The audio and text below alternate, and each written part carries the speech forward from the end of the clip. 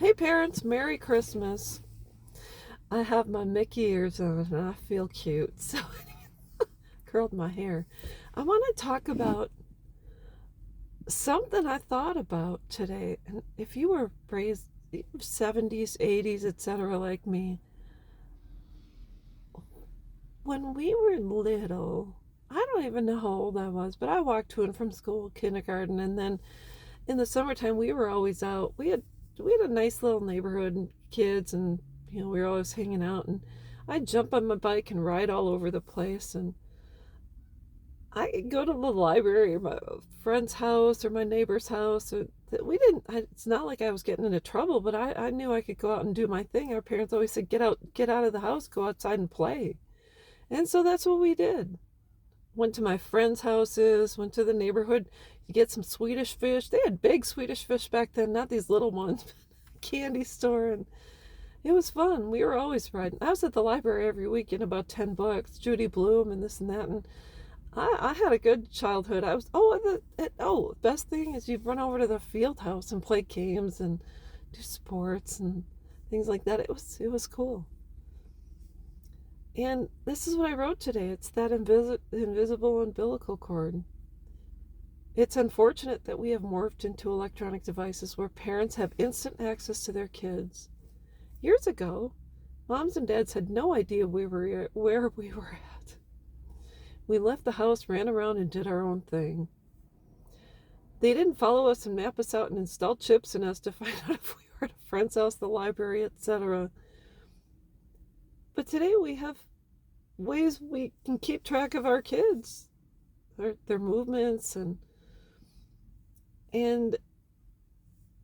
that means kids have eyes on them, like the Handmaid's Tale, the eyes. That's what they call them, where they're always being monitored and watched.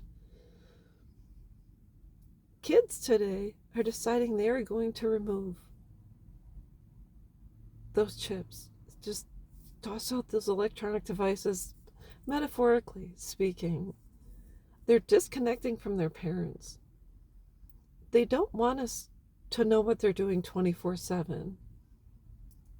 And I'm sure they're sick and tired of it, because I'll tell you what, I was driving my husband's truck and he has that Chevy app, and called me and he said, "So you're at X and Y intersection." I said, "How did you know?" He says, "Well, I just know." And I thought, gosh, what an invasion of privacy. I can't. And I had to stop driving his truck. I don't want somebody all the time. That's just silly.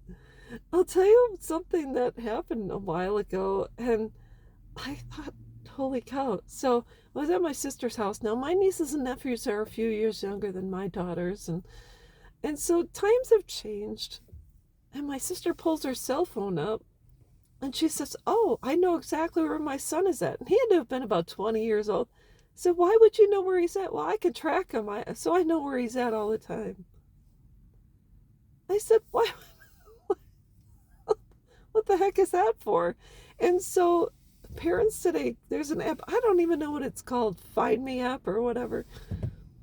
What the heck are we even thinking? Years ago, we ran around and did our thing. We could have been in the ditch for all my parents.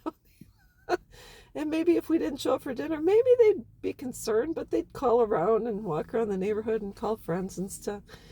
But are we kidding? And we wonder why our kids. If I was annoyed because my husband knew where I was at in his truck, can you imagine being younger and someone following your every move? It's not.